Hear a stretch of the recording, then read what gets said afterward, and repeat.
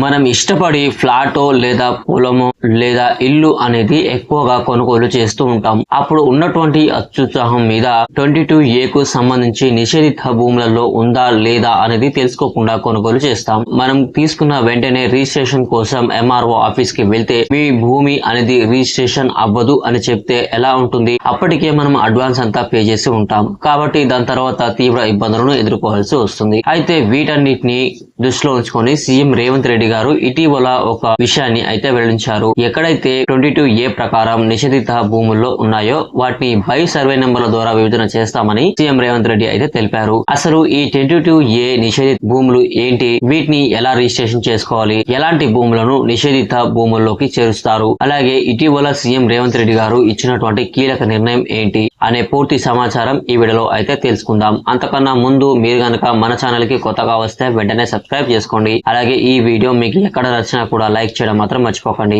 ఇక వివరాల్లోకి వెళ్దాం. అసలు ఈ 22A ప్రకారం నిషేధిత భూములు అంటే ఏంటి? 1908 రిజిస్ట్రేషన్ చట్టం ప్రకారం ప్రభుత్వ కొన్ని సమస్యలకు సంబంధించిన భూములు ప్రైవేట్ వ్యక్తుల చేతిలోకి వెళ్లకుండా కాపాడడమే ఈ చట్టం యొక్క ముఖ్య ఉద్దేశం. 22A జాబితాలోకి ఈ సర్వే నంబర్ గనక వచ్చినట్లయితే అట్లాంటి సర్వే నెంబర్ ను తహసీల్దార్ రిజిస్ట్రేషన్ చేయడానికి లేదు. బ్యాంకులు దీనిపై ఎలాంటి లోన్లు కూడా మంజూరు చేయవు. ప్రభుత్వం సంబంధించిన భూమిని ఆ లీజ్ నుంచి తొలగించేంత వరకు అమ్మడం గాని కొనడం గాని చేయకూడదు. ముఖ్యంగా ఈ 6 భూములు మాత్రం ఈ కేటగిరీలోకి వస్తాయి. ఒకటి దేవాదాయ వక్ఫ్ భూములు, సీలింగ్ భూములు, హైకోర్టులో పిటిషన్ లో ఉన్నటువంటి భూములు, సైన్డ్ భూములు, గవర్నమెంట్ ల్యాండ్స్, ప్రజా ప్రయోజనాల కింద ప్రభుత్వం నోటీస్ చేయబడినటువంటి ఈ భూములు.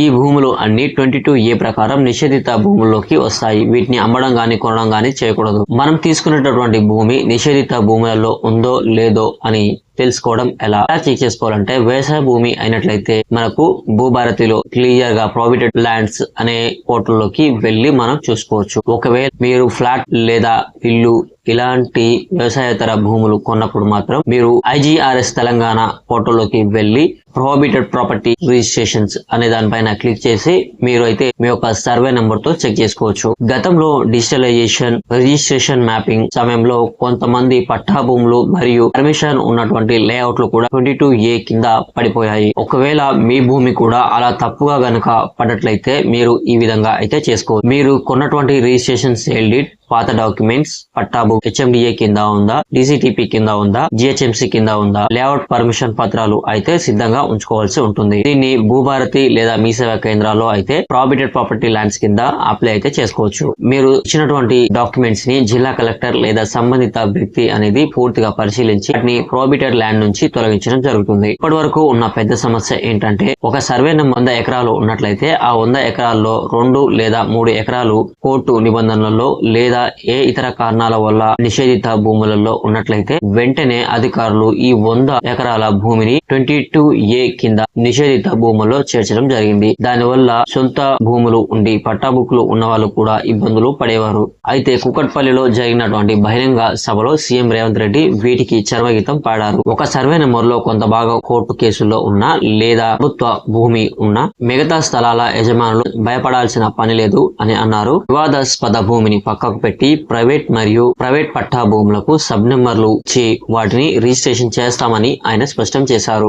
ఒక్క అంగుళం భూమి కూడా ఒక బాధితుడు నష్టపోకుండా చూస్తాం అని అయితే అన్నారు. GHMC, HMDA, TTCP అనుమతులు ఉండి పేరెంట్స్ సర్వే నెంబర్ల వల్ల చిక్కుల్లో ఉన్న భూములను రిజిస్ట్రేషన్ చేస్తామని అయితే చెప్పారు. వాటికి బై నెంబర్లు ఇస్తామని అయితే అన్నారు.